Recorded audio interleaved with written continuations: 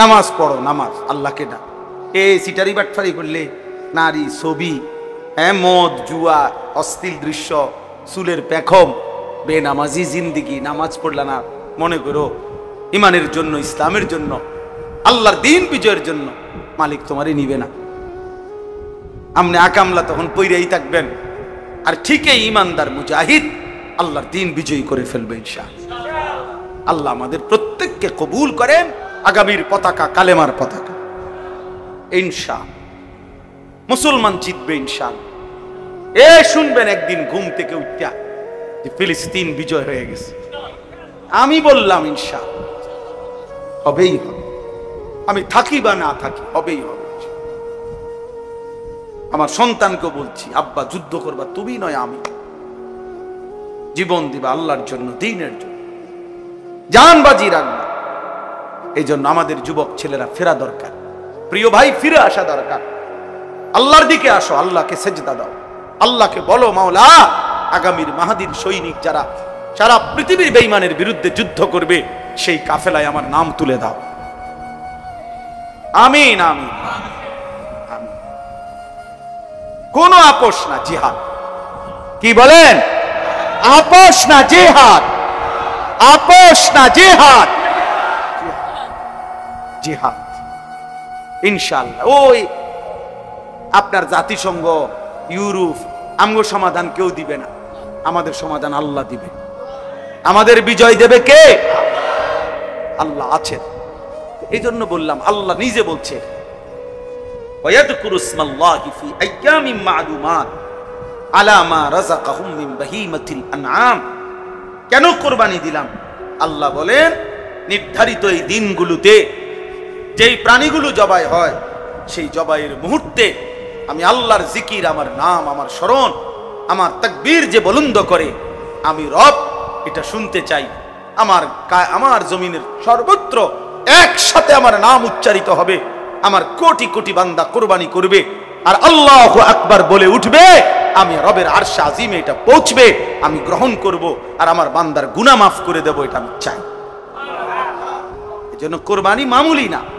আপনি এটারে হুদা একটা কি কুরবানি না করতে, না না না না না না, এটা বহুত বড় বিষয়, বহুত বড় বিষয়, বহুত বড় বিষয়। আল্লাহ তাআলা আমাদেরকে গুরুত্বের সাথে প্রত্যেককে কুরবানি করার তৌফিক দান করেন। আল্লাহ তাআলা বলেন ওয়াআদ্দিন ফিন নাস বিল হজ ইয়াতুকা রিজালান ওয়া আলা কুল্লি দামিরিন ইয়াতিনা মিন কুল্লি ফাজ্জিন আমিক। আল্লাহ বলছে, হে আমার নবী ইব্রাহিম, আমার ঘর কাবা তোমার দ্বারা বানিয়েছি, সারা পৃথিবীর মুমিনদেরকে তুমি ডাকো, আমার বান্দাদেরকে ডাকো, ওরা যেন আমার ঘরে হজ করতে আসে। আল্লাহর নবী ইব্রাহিম বলছে, মাওলা সারা পৃথিবীর মানুষকে আমি একসাথে কিভাবে ডাকবো? তাফসীরের মধ্যে আছে আল্লাহ বলছে ওয়ানাদি ওয়া আলাইয়াল বালাগ, তুমি ডাকো পৌঁছাবো আমি। তুমি ডাক দাও, তোমার আওয়াজ এর দূর হইছে এর দূর দাও, বাকিটা আমি সর্বত্র পৌঁছায় দাও। এজন্য মুয়াজ্জিন খুব দামি। মুয়াজ্জিনের আজান সে তার সাধ্যমতো দেয়, আর শাজিমের মালিক আল্লাহ, আল্লাহর জমিনের সর্বত্র পৌঁছায় দেয়। ইয়াতুকা রিজালান ওয়া আলা কুল্লি দামিরিন ইয়াতিনা মিন কুল্লি ফাজ্জিন আমিক। আল্লাহ বলেন আজকে তুমি ডাক দিয়ে রাখো, আগামীর কিয়ামত পর্যন্ত আমি আল্লাহ আমার এই ঘরের উদ্দেশ্যে আমার বান্দাদেরকে আমি টেনে আনবো। যারা কাছের তারা পায়ে হেঁটেই আসবে, আর যারা দূরের তারা যত দূর দূরান্তই হোক, পৃথিবীর শেষ প্রান্তের প্রতিটা গলি থেকেও হলেও আমার বান্দারা এত দূর থেকে আসবে যে আসতে আসতে বাহন দুর্বল হয়ে যাবে। মানে মানুষ না, শুধু বাহন। এটা সহজ হিসাব বলে আমি বুঝছি, যেটা এখনকার যুগের হিসাবে এত দূরের থেকেও ফ্লাইট যে এক বিমানে, এক ফুয়েলে, এক তেলে একবারে আসতে পারবে না। পৃথিবীর এত দূরের থেকেও হজ্জে আসে যে কোনোভাবেই এক ফ্লাইটে হয় না। এজন্য মাঝখানে তেল শেষ হয়ে যায়, মাঝখানে ট্রানজিট দিতে হয়, কোনো দেশে থামতে হয়, নিয়ে আবার তেল নিয়ে তো আবার ফ্লাই করতে হয়। অর্থাৎ আল্লাহ যেন বলছে এত দূর থেকেও আসবে যে তেল শেষ হয়ে যাবে, বাহন দুর্বল হয়ে যাবে, তো আবার ঠিক করে আবার চাইতে হবে। আসবেই আমার বান্দা, এবার আল্লাহ তাআলা বলেন, এই শেষ কথা হলো, আল্লাহকে যদি জিজ্ঞাসা করেন, মাওলা নামাজ জাকাত রাখা পড়ান, জাকাত বাইর থেকে দিলেই হয়, রোজা এলাকার থেকে আদায় করলেই হয়, সব ইবাদত জিকির বলেন, তেলাওয়াত বলেন, দান বলেন, সাদাকা বলেন, এই ভাই শেষ কথা শুনে মজার কথা এটা, সব ইবাদত তো যার যে জায়গা থেকে করলেই চলে, চলে না? কথা বলেন না? হ্যাঁ, তাইলে যার যার এলাকাতেই তো হচ্ছে নামাজ, রোজা, যাকাত, হ্যাঁ, কুরবানি, দান, সাদাকা, জিকির, তেলাওয়াত। তো আল্লাহকে এবার যদি প্রশ্ন করি, মাওলা শুধু এই একটি ইবাদত হজ, এটার জন্য সারা পৃথিবীর দূর দূরান্ত থেকে আপনার বান্দাদেরকে আপনি কেন ডাইকে আনেন? এক জায়গা আনেন কেন? এখানে আনেন কেন? কাবা ঘরের কাছে। আল্লাহ নিজে বলতেছেন, লিয়াশহাদু মানাফিআ লাহুম। আমি বলবো না, আল্লাহ বলে বান্দা আমি বলবো না, ও আয়েশা নিজে দেখে যাক। সবকিছু বলে যায় না। কাবা দেখতে কেমন, মালিকের ঘর দেখলে কেমন, আল্লাহর ঘরের চারদিকে ঘুরলে কেমন, সাফা মারোয়া সাই করলে কেমন লাগে, মিনার তাবুতে কেমন লাগে, আরাফাতের খোলা ময়দানে কেমন লাগে, মুজদালিফার খোলা আকাশের নিচে রাত গভীরে কেমন লাগে। রব্বে কারীম বলে, ওরে আসতে বলো, আসলেই আমি উপকারিতা নিজে দেখাবো, আমি দেখাবো, ওরে আসতে বলো। লিয়াশহাদু, সে যেন দেখে যায়, সে যেন উপস্থিত হয়, আয়েশা যেন সরাসরি উপকার দেখে। এই জন্য প্রিয় ভাই, দিল দিয়া মহব্বতের সাথে যে আল্লাহর বান্দা হজে গেছে এবং হজের কাজগুলো আদায় করছে আল্লাহর মহব্বত নিয়া, পৃথিবীতে যুগ যুগ ধরে এটা বাস্তব যে আল্লাহর জন্য যে গেছে, নিশ্চিত আল্লাহর দয়ায় তার জিন্দেগি বদলে যায়। আয়েশা দিনদার হয়ে যায়, হয় না? আয়েশা পরিবর্তন হয়ে যায়। যদি দেখেন কারো পরিবর্তন হয় নাই, তো আপনি খবর নিলে দেখবেন তার হজ মালিকের সন্তুষ্টির জন্য সে করেই নাই, করেই নাই। আমি নিজে দেখছি, আমার সাথে আরো আগে একবার কুরবানির দিন, আরে কোরবানির গরু কিনছে এবড়া বয়স্ক লোক, একসাথে দুজনে, আমরা গরু কিনছি, হেবড়াও গরু কিনছে, হাসিল করা বেরি, হাসিল, হাসিল বোঝেন না? ওই বাজারের যে খাজনা দেয়, তো এই হাসিল, এই হাসিলটাও আমাদের দেশে এক ধরনের সম্পূর্ণ অযৌক্তিক নিয়ম আমাদের দেশে বানায় নিছে। অর্থাৎ সারা পৃথিবীতে সমস্ত ক্ষেত্রে প্রতিটা পণ্য বিক্রির সময় বিক্রেতা খাজনা দেয়। ও বোঝেন নাই? বাজারে খাজনাটা দেয় কে? বিক্রেতা দেয়। কিন্তু এখানে আমি ক্রেতা খাজনা দিবে কেন? বলেন, ইনসাফের কথা বলেন, ক্রেতা দিবে কেন? আসে জায়গাটা আমি তো ব্যবহার করি, তুমি না তোমার গরু আইনে এখানে কি করছো, রাখছো, তুমি না ব্যবহার করছো, বিক্রেতা তো তুমি না কি দিবা? আর এটা চাপাই দিছে কার উপরে? আমি গরু, আমাদের উপর। আরো কত ফতুয়া, কত মাসালা। হ্যাঁ, বাজার কমিটিরে আপনাকে কোরবানির শরীফ বানাইয়েন না, তারপর বহুত রং সঙ্গের কথা এগুলো। যাই হোক, তো আমি বললাম যে কথাটা, হাসিল দিতে গেছে এ হেবটাও আমিও, তো কত 200 বা 400 টাকা হাসিল। তো ওই যেই লোক হাসিল নিচ্ছে হে হেবটার চেনে, আগের থেকেই চেনে, তো নাম লেখা দিছে, হ্যাঁ লেখা কাগজটা দিছে, টাকা দিতে গেছে। উনি নামের দিকে চাইয়া আবার দিছে হেতে রাতে, হ্যাঁ হেতে রাতে, ঠিক না না ওইতে রাতে দিছে আবার, এটা ঠিক করে লেখ, নাম ঠিক করে লেখ।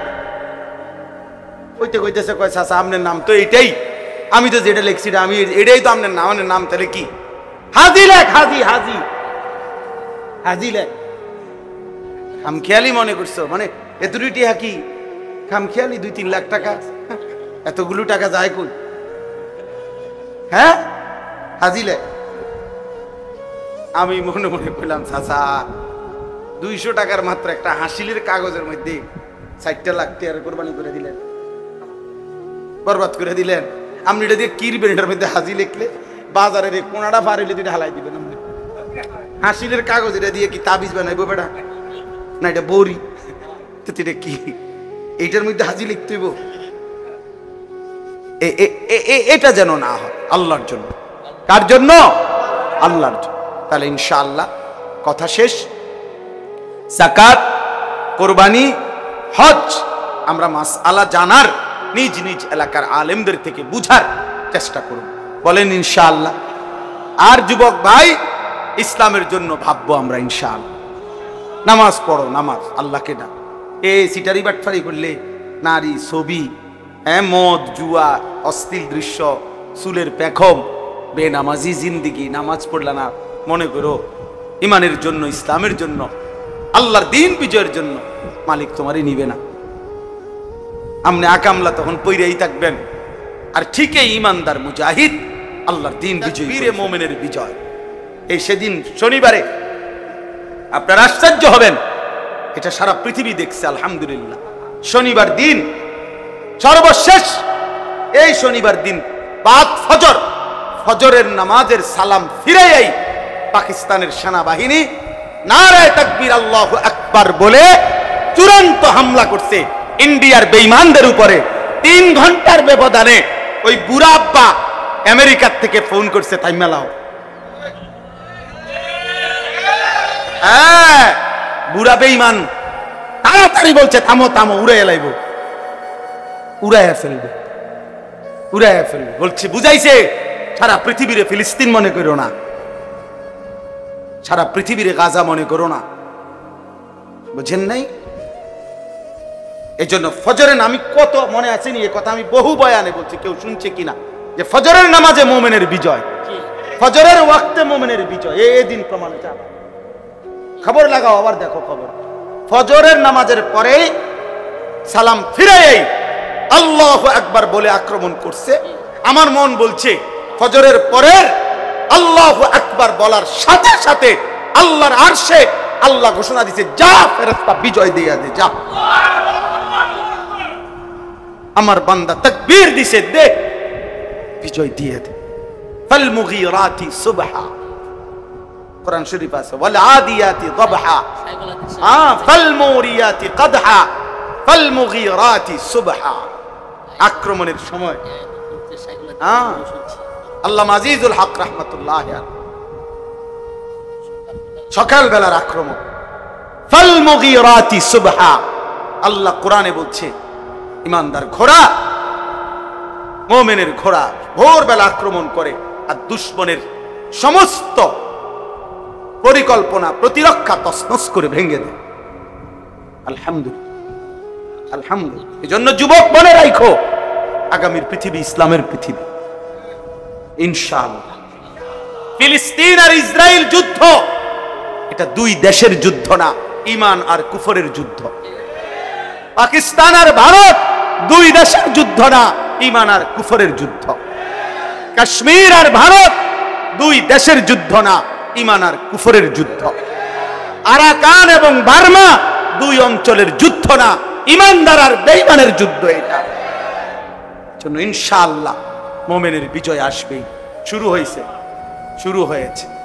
আমি তো বলছি গতকালকেও, আমার একটা আইডিয়া হয়েছে যে গত 15 বছরে 16 বছরে ওই জালেমের হুমকি ধমকিতে আমরা ভাবছি ইন্ডিয়ার মনে বহুত কিছু আমগরে এইভাবে বুঝাই আইছে।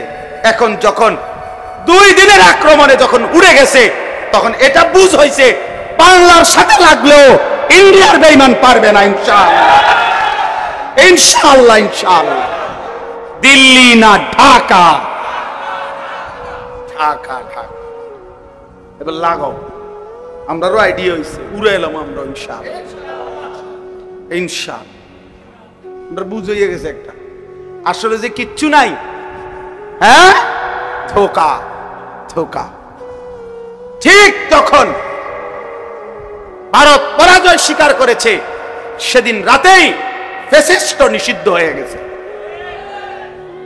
একই সময় আল্লাহ দেখায় দিছে পৃথিবীবাসীকে, পৃথিবীবাসীকে। এজন্য আগামীর সম্ভাবনা ইমানের সম্ভাবনা, আগামীর সম্ভাবনা ইনশাআল্লাহ ইসলামের সম্ভাবনা, আগামীর পতাকা কালেমার পতাকা ইনশাআল্লাহ। মুসলমান জিতবে ইনশাআল্লাহ। শুনবেন একদিন ঘুম থেকে উঠা যে ফিলিস্তিন বিজয় হয়ে গেছে। আমি বললাম ইনশাআল্লাহ হবেই হবে, আমি থাকি বা না থাকি, হবেই হবে। আমার সন্তানকে বলছি, আব্বা যুদ্ধ করবা তুমি নয় আমি, জীবন দিবা আল্লাহর জন্য, দ্বীনের জন্য, জান বাজি রাখবা। এই জন্য আমাদের যুবক ছেলেরা ফেরা দরকার, প্রিয় ভাই ফিরে আসা দরকার। আল্লাহর দিকে আসো, আল্লাহকে সেজদা দাও, আল্লাহকে বলো মাওলা আগামীর মাহাদির সৈনিক যারা সারা পৃথিবীর বেঈমানের বিরুদ্ধে যুদ্ধ করবে সেই কাফেলায় আমার নাম তুলে দাও। আমিন আমিন আমিন। কোন আপোষ না, জিহাদ। কি বলেন? আপোষ না, জিহাদ। আপোষ না, জিহাদ। জিহাদ ইনশাআল্লাহ। ওই আপনার জাতিসংঘ, ইউরোপ আমগো সমাধান কেউ দিবে না, আমাদের সমাধান আল্লাহ দিবে। আমাদের বিজয় দেবে কে? আল্লাহ আছেন। এই জন্য বললাম, আল্লাহ নিজে বলছে ওয়ায়াযকুরু ইসমাল্লাহি ফি আইয়ামিন মা'লুমাত আলা মা রাযাকাহুম মিন বাহিমাতিল আনআম। কেন কুরবানি দিলাম? আল্লাহ বলেন নির্ধারিত এই দিনগুলোতে যেই প্রাণীগুলো জবাই হয় সেই জবাইয়ের মুহূর্তে আমি আল্লাহর জিকির, আমার নাম, আমার স্মরণ, আমার তাকবীর যে বুলন্দ করে আমি রব এটা শুনতে চাই। আমার জমিনের সর্বত্র একসাথে আমার নাম উচ্চারিত হবে, আমার কোটি কোটি বান্দা কুরবানি করবে আর আল্লাহু আকবার বলে উঠবে, আমি রবের আরশে আজিমে এটা পৌঁছবে, আমি গ্রহণ করব আর আমার বান্দার গুনাহ মাফ করে দেব, এটা আমি চাই। এজন্য কুরবানি মামুলি না। আপনি এটারে হুদা একটা কি কুরবানি না করতে, না না না না না না, এটা বহুত বড় বিষয়, বহুত বড় বিষয়, বহুত বড় বিষয়। আল্লাহ তাআলা আমাদেরকে গুরুত্বের সাথে প্রত্যেককে কুরবানি করার তৌফিক দান করেন। আল্লাহ তাআলা বলেন ওয়াআদ্দিন ফিন নাস বিল হজ ইয়াতুকা রিজালান ওয়া আলা কুল্লি দামিরিন ইয়াতিনা মিন কুল্লি ফাজ্জিন আমিক। আল্লাহ বলছে, হে আমার নবী ইব্রাহিম, আমার ঘর কাবা তোমার দ্বারা বানিয়েছি, সারা পৃথিবীর মুমিনদেরকে তুমি ডাকো, আমার বান্দাদেরকে ডাকো, ওরা যেন আমার ঘরে হজ করতে আসে। আল্লাহর নবী ইব্রাহিম বলছে, মাওলা সারা পৃথিবীর মানুষকে আমি একসাথে কিভাবে ডাকবো? তাফসীরের মধ্যে আছে আল্লাহ বলছে ওয়া নাদি ওয়া আলাইয়াল বালাগ, তুমি ডাকো পৌঁছাবো আমি। তুমি ডাক দাও, তোমার আওয়াজ এর দূর হইছে এর দূর দাও, বাকিটা আমি সর্বত্র পৌঁছায় দাও। এই জন্য মুয়াজ্জিন খুব দামি। মুয়াজ্জিনের আজান সে তার সাধ্যমতো দেয়, আর আজিমের মালিক আল্লাহ, আল্লাহর জমিনের সর্বত্র পৌঁছায় দেয়।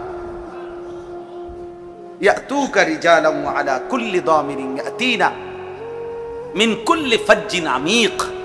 আল্লাহ বলেন আজকে তুমি ডাক দিয়ে রাখো, আগামীর কিয়ামত পর্যন্ত আমি আল্লাহ আমার এই ঘরের উদ্দেশ্যে আমার বান্দাদেরকে আমি টেনে আনবো।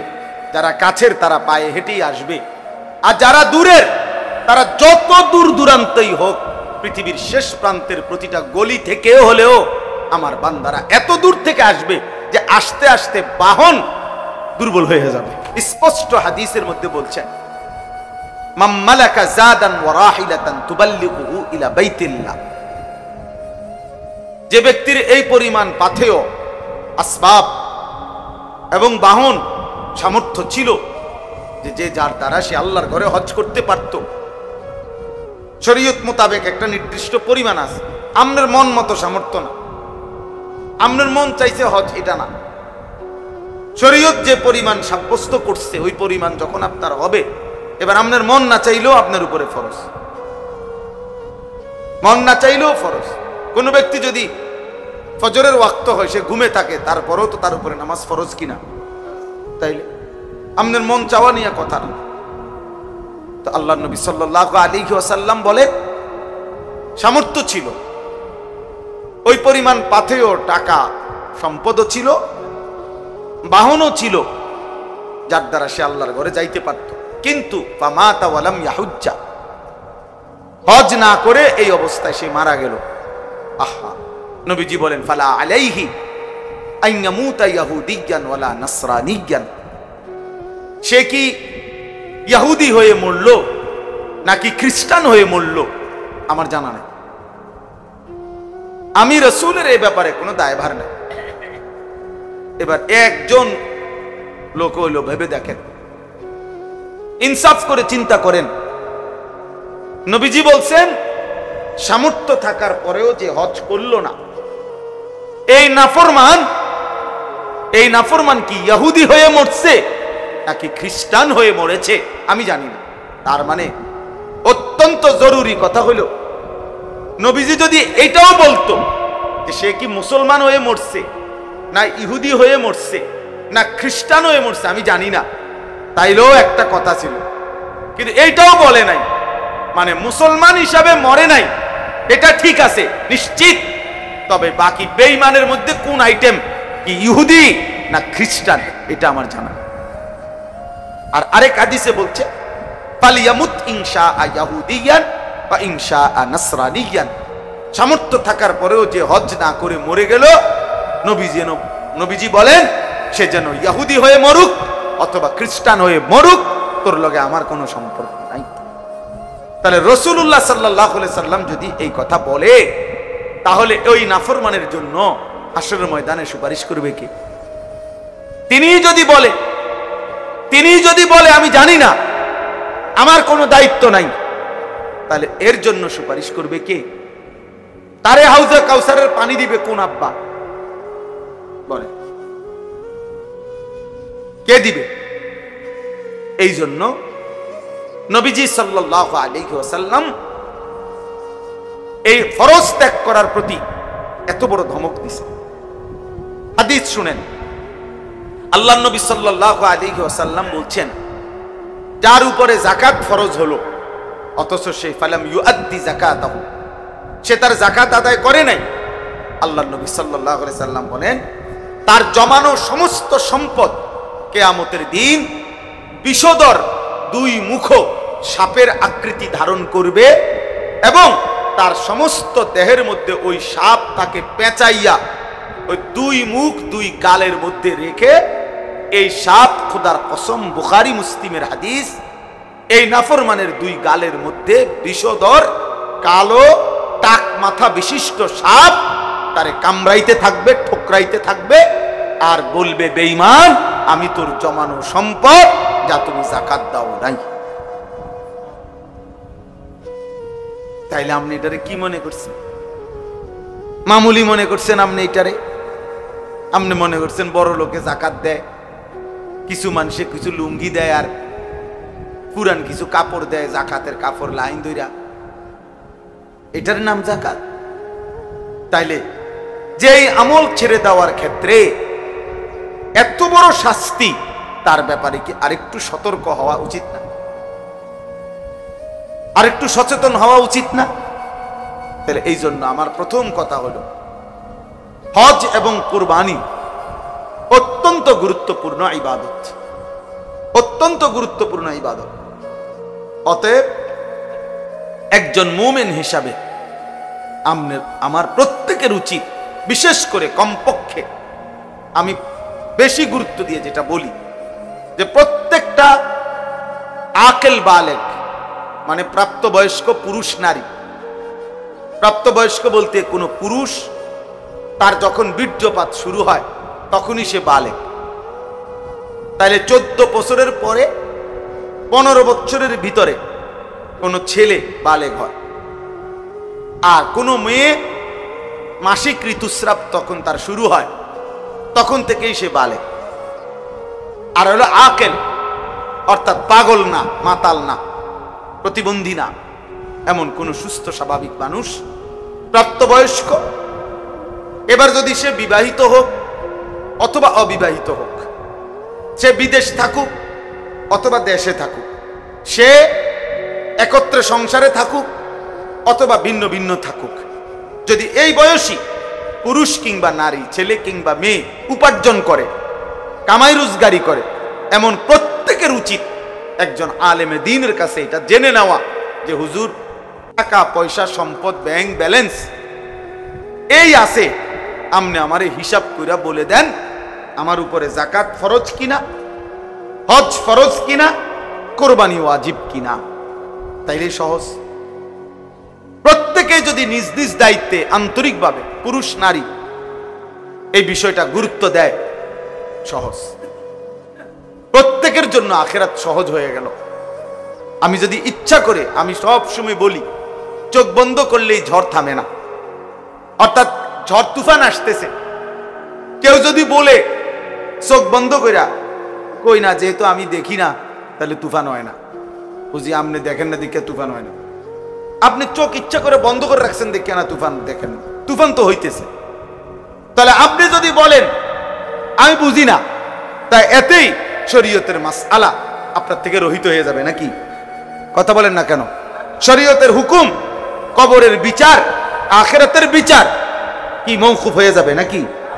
পুলিশের বহু আইন, ট্রাফিকের বহু আইন, ট্রাফিকের আমি জানি না, কিন্তু আমগরে যে ঢাকা চিটাগাং চলতে গাড়ি পুলিশ ধরে, বলে বুঝেন না আমার কথাটা, যে এটার এই সমস্যা, এটার এই সমস্যা। তাহলে আমি যদি বলি যে ভাই আমি তো আপনার ওই সমস্ত আইন জানি না, তে হে আমার আপনি যেহেতু জানেন না তা আপনি জানগা। কথা বলেন না কেন? তাহলে আপনি জানেন না কেন, এটা আপনার সমস্যা। এই জন্য আমাদের সমাজে এটা নিয়ে খুব গাফলতি। কিছু দান সদকা, একটা ফ্যান দিলেন, 2 কাতার টাইলস দিলেন, কোনখানে 5,000 টাকা দিলেন, এটা একটা দান, এটা সদাকা। কিন্তু হজ, যাকাত, কুরবানি এটা ফরজ ওয়াজিব, এটা ভিন্ন বিষয়। আপনার ওই 5,000 টাকা দিয়া 10,000 টাকা দিয়া চাইেন, এটা আদায় হয়ে গেছে, এটা মনে করবেন না, এটা পৃথক আমল, গুরুত্বপূর্ণ, ফরজ ওয়াজিব। এক্ষেত্রে গাফলতি করা কোনোভাবেই উচিত। আমাদের সমাজে এই হজ এবং কুরবানির ক্ষেত্রে সীমাহীন গাফলতি। কিছু মানুষ বাংলাদেশ থেকে হজে গেছে, মনে করেন যাচ্ছে, আমরাও যাবো ইনশাআল্লাহ, আল্লাহ চাহে তো 28 তারিখ আমার ফ্লাইট।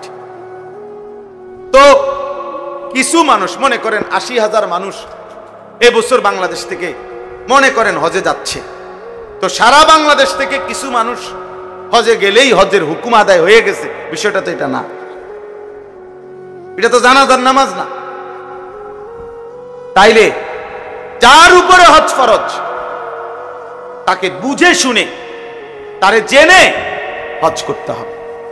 আমাদের সমাজে আমরা হজটাকে বানায় নিছি অবসরকালীন আমল অথবা আমার মনের চাহিদার আমল। অর্থাৎ ছেলে সব বিদেশ কিংবা দেশে কোনো কামে লাগাইছে, মেয়ে বিয়ে দিছে, বিল্ডিং করছে, জমি কিনার টার্গেট, জমি কিনছে, 14 গোষ্ঠীর যত কাম শেষ। এখন বুড়া হইয়া গিরাগাড়ি জোরাজারি ছেড়ে দিছে, অসল বুড়া। এইবার সে মনে মনে আশা করে রাখছে, যদি ফুতে বিদেশতে টিয়া ফাড়াইয়া দয়া কইরা যদি হজ করায় তাইলে হেবড়া হজ করব, আর নাই তো ওনার উপরে হজ। অথচ এই মিয়া গত 50 বছরে 3টা ছেলে বিদেশ পাঠাইতে গিয়া 3বারও 36 লাখ টাকা ব্যবস্থা করছে। বাড়ি জমি কিনতে, বিল্ডিং করতে সব মিলাইয়া 30 লাখ 40 লক্ষ টাকা খরচ করছে। রাস্তার লগে জমি কিনছে, সব ব্যবস্থা করছে। আর নাফরমান যখন আল্লাহর ঘরের হজ্জের কথা বলা হয়েছে, এবার কুমায় না, হুজুর ইডি আমরা রেডি হইতো না। আচ্ছা যাক, যদি আল্লাহ ফুতের আল্লাহ লোয়ায়, ফুতে যদি দয়া করে পাঠায়, হ্যাঁ তাইলে গেলাম, না এলে আর কি করার আছে, এতেই শেষ হয়ে যাবে আখিরাত। আচ্ছা আমি একটা উদাহরণ দিই, এই রাতে এত লম্বা মাসআলা বলা সম্ভব না। আমি একটা উদাহরণ দিলে আপনি মিলাইবে সহজ। একটা উদাহরণ শুধু বলি, স্পষ্ট কিতাবের মধ্যে আছে, আমি নিজে পড়ছি। কোন ব্যক্তির মনে করেন তার বসত ভিটা ছাড়া, মানে যে গ্রামে থাকে এইটা বাদ দিয়া খেতে বাজারে যেখানেই হোক, তার মনে করেন 10 শতক জায়গা আছে, কথার কথা 8 শতক 10 শতক জায়গা আছে, শুধু এর দূর।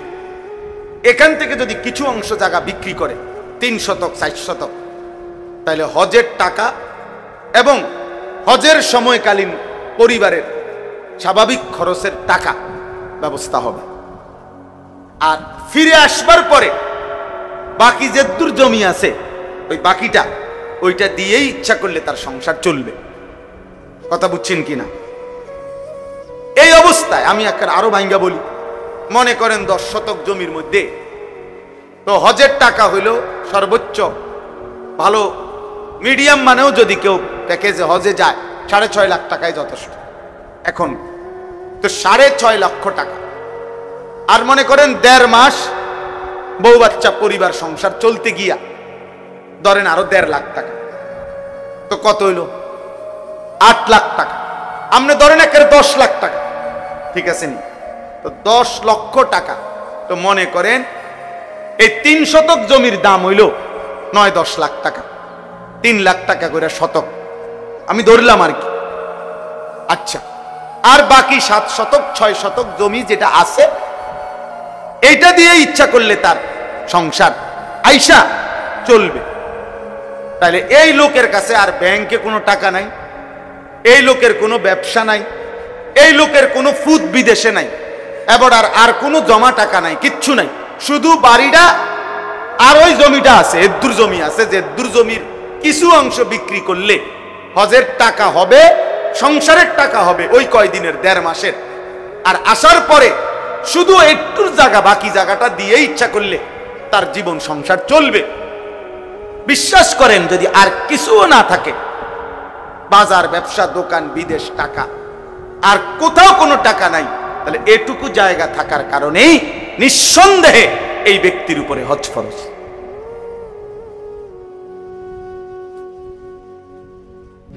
একশো ফরজ, 100 ফরজ।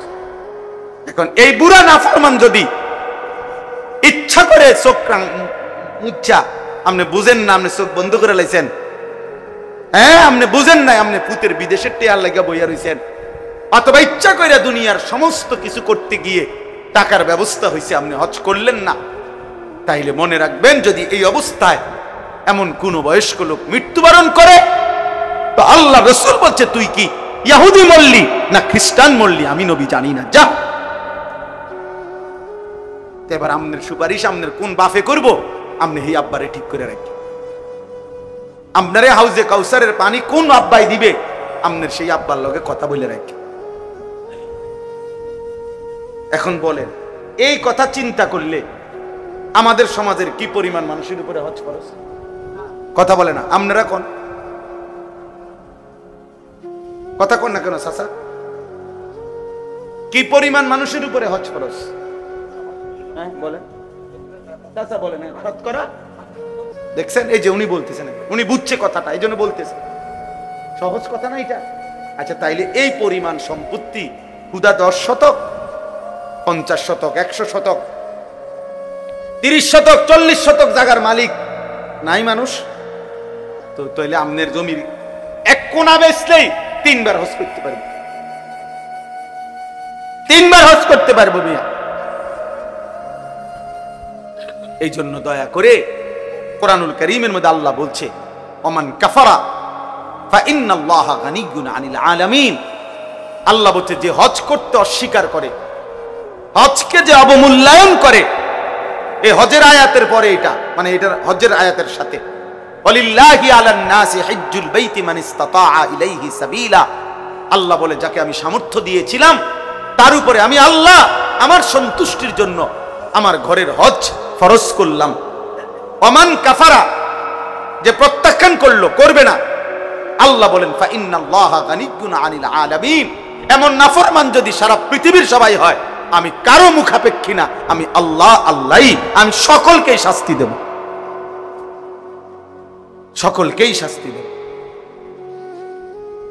তাইলে এই বাংলাদেশে একবার একজন নামধারী এক ব্যক্তি, মনে আছে কিনা বিগত ফ্যাসিস্টের আমলে এক জালেম ক্ষমতার সামান্য কিছু পেয়ে অহংকার করে আল্লাহর ঘরের এই পবিত্র হজকে অবজ্ঞা করেছিল, বিদ্রুপ করেছিল বাংলাদেশে।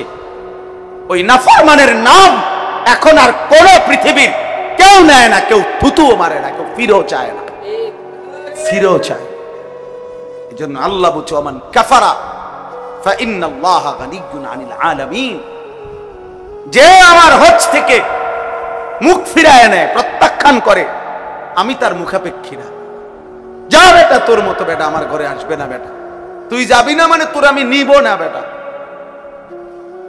আমরা কিতাবের মধ্যে পড়ছি আমার কাছে হযরত মাওলানা আব্দুল মাজিদ দরিয়াবাদী রাহমাতুল্লাহর কিতাব আছে সফরে হিজাজ, ও কিতাব কিনবা, বাংলা অনুবাদ হয়েছে। বেটা ইলিয়াস কথা কয় না, সফরে হিজাজ বইয়ের নাম, রাহানুমা প্রকাশনী, বাংলা অনুবাদ হয়েছে, লেটেস্ট অনুবাদ, অনেক সুন্দর। মানে 1929 সনে, কত বছর আগে, প্রায় 100 বছর, 2029 হলে প্রায় 100 বছর আগে এই উপমহাদেশের একজন বড় বুজুর্গ আলেম হযরত মাওলানা আব্দুল মাজিদ দরিয়াবাদী রাহমাতুল্লাহ আলাইহি সেই সময়ের সমুদ্রের জাহাজে এবং কি পরিমাণ কষ্ট স্বীকার করে আল্লাহর ঘরের হজ করছে, সেই হজ্জের সফরনামা, এটা বাংলা অনুবাদ হয়েছে। এখন পড়লে পৃষ্ঠা পৃষ্ঠা চোখের পানি আসবে যে আমাদের পূর্বসূরীরা আজ থেকে 50 বছর আগে, 100 বছর আগে জীবনের তরে পুরা গ্রাম পরিবার সবার কাছ থেকে জীবনের তরে বিদায় নিয়েই, কাফনের কাপড় সাথে নিয়েই আল্লাহর ঘরের হজের জন্য কি করত? সবাই জানতো পথে পথে বিপদ, সমুদ্র পথের এই লম্বা সফর, মারা গেলে জাহাজ থেকে নদীতে ফেলে দিত, কোনায় দাফন করব কই? কথা বোঝেন নাই আপনার? এরকম বিপদ। এরপরে মক্কা থেকে মদিনায় যাইতে পথে পথে দস্যু ডাকাতের ভয়, আপনার এরপরেও জীবনের মায়াকে উপেক্ষা করে আল্লাহর প্রিয় বান্দারা প্রতি যুগেই আল্লাহর ঘরের উদ্দেশ্যে ছুটছে। আর সামর্থ্য আছে, জায়গা আছে, জমি আছে, সম্পদ আছে, কত মহিলার কাছে আপনার স্বর্ণরৌপ্য আছে, নগদ টাকাও আছে। এবুড়ির কাছে আজকে 10 বছর যাবত কমপক্ষে 2-4-5 লাখ টাকা, 1 লাখ 2 লাখ টাকা আছে, সম্পদ আছে, বেডির নামে জমি আছে, বাপের মরার পরে জমি পাইছে, স্বামীর দেওয়া জমি আছে, পুতে কিনা দিছে অথবা নিজের আছে, স্বর্ণরৌপ্য আছে, জমানোর টাকা আছে। এগুলো মিলাইলে হজ ফরজ, কিন্তু আদায়ও করে না, খবরও নাই, বুঝেও না। আমাদের দেশের মহিলারা রে, পুরুষরা যাকাতের মাসালাও বলে না, হজের মাসালাও বলে না, কোরবানির মাসালাও বলে না, বলে শুধু ফেতরা 100 টাকা, 100 টাকা ধরো তোমার ফেতরা দিয়ে লাইছি। আরে বাপরে, হ্যাঁ চিন্তা করো না, ফেতরা দিয়ে লাইছি তোমার। আরে সুবহানাল্লাহ, ফেতরা দিয়ে লাইছি, টাকা 110 টাকা। এটারে মনে হয় না মাইক নামাইয়া দেয়। দেখবেন অনেক গ্রাম অঞ্চলে মসজিদে রমজান মাসে একেবারে প্রথম শুক্রবারে বারিন্দাতে জোরে জোর ফেতরা কত মাইকে কইয়া দিয়েন, হ্যাঁ যাকাত কত, এটা না শুনবেন, এটা না শুনবেন। ওই যে 110 টাকা, বুঝেন নাই কথাটা? মানুষ 6 জনের ফেতরা আইব 600, সমস্যা কি? এটা দিতে এটাই যদি মাইক নামাইয়া দেয় তো মাইকের খরচ দিয়ে আর টেয়া থাকতো না। এই জন্য খামখেয়ালি আমরা। আমি সিজন দেখে, এখন হজ্জের মৌসুম, কোরবানির মৌসুম। আপনি কোরবানির ক্ষেত্রে আপনার একটা সহজ হিসাব বলি, ঈদুল আজহার দিন মানে 3 দিন, 10, 11, 12, কোরবানির দিন তার পরের 2 দিন, এই 3 দিনের মধ্যেই যদি কারো কাছে 52.5 বড়ি রূপার সমপরিমাণ টাকা নিত্য প্রয়োজনের অতিরিক্ত থাকে সম্পদ, তাইলে 52.5 বড়ি রূপার দাম হলো 1000 টাকা করে। যদি হয় 1 বড়ি রূপার দাম 52,500, আর যদি 1,500 টাকা হয় তাহলে 78,750 টাকা, হ্যাঁ না 80,000 টাকা মতো প্রায়। তাইলে ধরেন এই 80,000 টাকা পরিমাণ সম্পদ যদি কারো কাছে প্রয়োজন, প্রয়োজন বলতে নিত্য সংসারের খরচ, মৌলিক খরচ ব্যতীত উদ্ধৃত থাকে, ওই 3 দিনে ওই ব্যক্তির উপরে কোরবানি ওয়াজিব।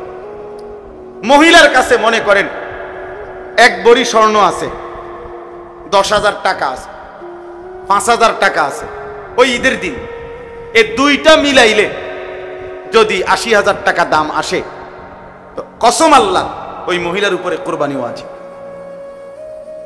এখন একবারই স্বর্ণ আর লগের এই 5,000 টাকা মিলাইলে 80,000 টাকা হইবনি।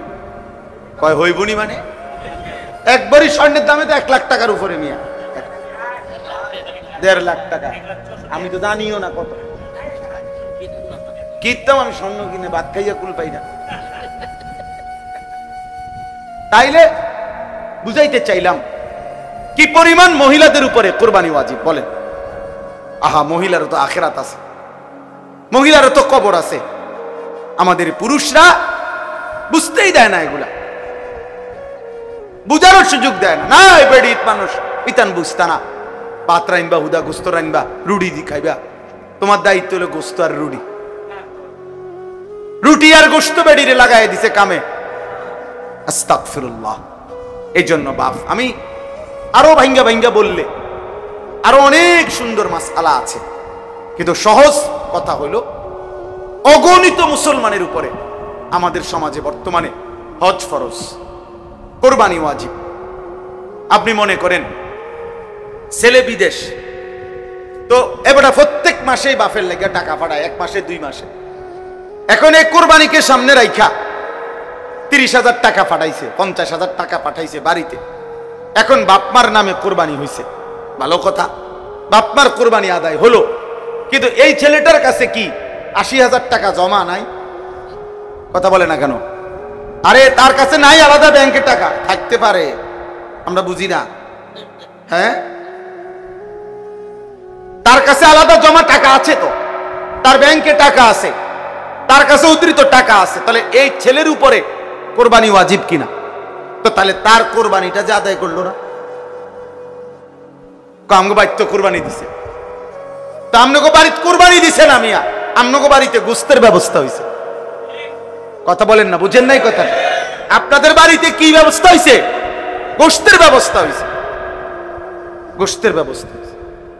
সে ঢাকা চাকরি করে ছেলেটা, সে বিয়ে করে নাই, কিন্তু তার উপার্জন আছে, বালেক মনে করেন এখনো বিয়েই করে নাই। তাহলে এখন তার তো 80,000 টাকার চাইতে বেশি আছে জমা। এখন সে যে বাড়িতে সংসারে বাপমার কাছে 20,000 টাকা দিছে, তো বাপমার নামে কোরবানি হয়েছে, ভালো কথা, সমস্যা নাই, তুমি বাপমারে দিও, তুমি তো সারা বছরই দাও, তো বাপমারে দিলে তো সওয়াব আছে। কিন্তু তোমার উপরে যে কোরবানি ওয়াজিব হলো সেটা কই? বললে কইব আমগো বেড হইতেরা, ও মা হেতে তো বিয়েই করছে না, হেতের আবার কি এর কোরবানি? বিয়ের লগে কোরবানির কি? কথা বলেন না কেন? বিয়ের সাথে কোরবানি, তুই বিয়ে করছো না তোমার দোষ, তুমি অন বিয়ে করে লাও, এখন আরো সময় আছে, আজকে মাত্র 12-13 তারিখ, তুমি বিয়ে করো। তাহলে বিবাহের সাথে কোরবানির কোনো বিষয় আছে কি? তাইলে উপার্জনের সাথে বিষয়টা, এটা কিসের সাথে না? সংসার এক লগে, যে আমরা এক লগে হুজুর একসাথে সংসার, এই জন্য আব্বার নামে, এটা তো কোনো কথা না। আপনার সংসার একসাথে না, ভিন্ন, এইটা তো বিষয় না। যতজনের উপরে ওয়াজিব হইছে প্রত্যেকের কোরবানি ওয়াজিব হইতে হবে, নাই তো কোরবানি আদায় হয় নাই এই ফ্যামিলিতে, বরং এই ফ্যামিলিতে গোশত খানার কি হইছে ব্যবস্থা। 3 জনে রোজগার করে, কোরবানি দিছে বাপের নামে শুধু, কেন? ও আমরাই তো হুজুর এক লগেই তো সবার এক চুলা, আমরা এক চুলার ভিত্তিতে নিয়ে কোরবানি ওয়াজিব হয়। কথা বলেন না কেন? তাইলে কোরবানি তো চুলার লগে না, কোরবানি উপার্জনের সাথে, কামাই রোজগারের হিসাবের মধ্যে। এই জন্য দয়া করে আপনাদের কাছে আমি অনুরোধ করলাম, বিষয়টা অত্যন্ত গুরুত্বপূর্ণ। আপনি বুঝতে চান না বলে বা বুঝেন নাই বলে ফেলে দিলে হবে না, হবে না। বরং আমরা প্রত্যেকের উচিত হজ, যাকাত, কোরবানি গুরুত্বের সাথে আদায় করা। আপনার এবার আসেন, আমি এই আয়াতের কথা শেষ করি, তাইলে আমার কথা শেষ। কোরবানি মানে মনে রাখবেন নিছক একটা প্রাণী, যেটা কিতা সাধারণ মামুলি একটা ছাগল জবাই করা, একটা গরু জবাই করা না বাপ, বরং কোরবানি এমন একটি ইবাদত যেটা মাত্র 20 সেকেন্ডে, মাত্র 10 সেকেন্ডে, মিনিটে না, 20 সেকেন্ডে, আমি বুঝার জন্য বলি, কোরবানি এমন একটি ইবাদত যেই ইবাদতের মাধ্যমে বান্দা 20 সেকেন্ডে, 10 সেকেন্ডে মহান আল্লাহ রবের সাথে সম্পর্ক তৈরি হয়, বান্দা আল্লাহর ঘনিষ্ঠ হয়। এত দ্রুত গতিতে বান্দা অন্য আমলের মাধ্যমে আল্লাহর ঘনিষ্ঠ হয় না, কোরবানির মাধ্যমে যত দ্রুত হয়। কিভাবে বুঝলাম? হাদিসের মধ্যে আছে, আল্লাহর নবী সাল্লাল্লাহু আলাইহি ওয়াসাল্লাম বলেন, ওয়া ইন্নাদ দামা লা ইয়াকাউ মিনাল্লাহি বিমাকানিন ক্বাবলা আন ইয়াকা মিনাল আরদ। নবীজি বলেন, কুরবানির দিন কুরবানির প্রাণী যখন জবাই করা হয় তখন রক্তের প্রথম ফোঁটা জমিনে পড়বার আগেই, এদিক দিয়ে নিচে যাইবার আগেই আরশ আজিমে মহান আল্লাহ পাকের কাছে পৌঁছে যায়। এখন বলেন, একটা গরুর গলাটা আর মাটি ব্যবধান কত? একা একা 4 আনা, নয়তো 1 বিঘত। কথা বলেন, মানে গলা যেন্দে জবাই করে, এই গলায় আর মাটি, নিচেতে মাটিটা ব্যবধান কি? 1 বিঘত। 1 বিঘতে ধরেন 4 আঙ্গুল বা 1 বিঘত, তাহলে 1 বিঘত নিচেই মাটি। তাহলে এখন পুঁজ দিলে রক্ত মাটিতে পড়তে কতক্ষণ লাগবে? 1 মিনিট, কয়েক সেকেন্ড।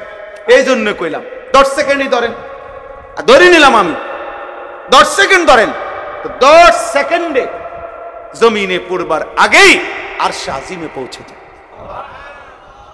তাহলে এত দ্রুত গতিতে আল্লাহর নৈকট্য অর্জন করার এর চাইতে উত্তম মাধ্যম আছে কিছু?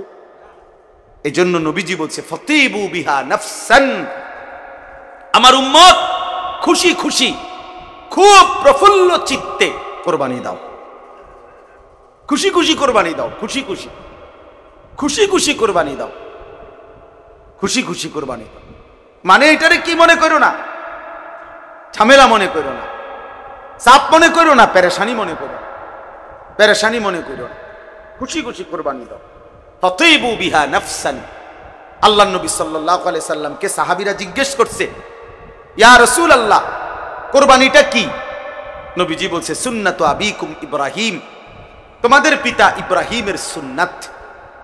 সাহাবীরা জিজ্ঞাসা করছে, ফামা লানা ফিহা ইয়া রাসূলুল্লাহ, এতে আমাদের কি হবে, নেকি কি? নবীজি সাল্লাল্লাহু আলাইহি সাল্লাম বললেন, বিকুল্লি শাআরাতিন হাসানা, প্রত্যেক পশমে পশমে আল্লাহ নেকি দান করবেন। তাহলে একটা ছাগলে পশম হয় কয়টা? একটা গরুতে পশম হয় কয়টা? আমনে আজাদ থাকলে আমনে গনেন, আমনের যদি আর কাম না থাকে আমনে গনে, আমার আরো বহুত কাম আছে, ঠিক কি না? বলেন না কেন? কে গুনবে? তো আল্লাহ নবী সাল্লাল্লাহু আলাইহি সাল্লাম বলেছেন, বিকুল্লি শাআরাতিন হাসানা, প্রত্যেক পশমে পশমে আল্লাহ নেকি দান করবে। এই জন্য কুরবানি একটা প্রাণী জবাই না। কিছু মুরতাদ আছে, কিছু নাস্তিক বেঈমান আছে, কিছু মুনাফিক এই বাংলাদেশেও আছে, আমরা নিজে পত্রিকায় দেখছি, বিবৃতি দেয় যে এত প্রাণী জবাই না করে এই টাকাগুলো গরিব দুঃখীকে দান করলে ভালো হতো। মানে বেঈমানে মনে করছে এটা শুধু একটা প্রাণী জবাই, মুনাফিকে মনে করছে এটা একটা প্রাণী জবাই। যে না বেটা, এটা প্রাণী জবাই না। এইখানে আল্লাহ তাআলা বলেন, ওয়ায়াযকুরু ইসমাল্লাহি ফি আইয়ামিন মা'লুমাত আলা মা রাযাকাহুম মিন বাহিমাতিল আনআম, চতুষ্পদ হালাল যেই প্রাণীগুলোর উপরে কোরবানির নির্ধারিত 3 দিনে জবাইয়ের মুহূর্তে আমি আল্লাহর নাম, আমার স্মরণ, আল্লাহু আকবার, এটা যে উচ্চারিত হয়, আমার জমিন গোটাটার মধ্যে তাকবীরের আওয়াজ হয়, আমি আল্লাহ এই উদ্দেশ্যেই কোরবানির বিধান দিয়েছি।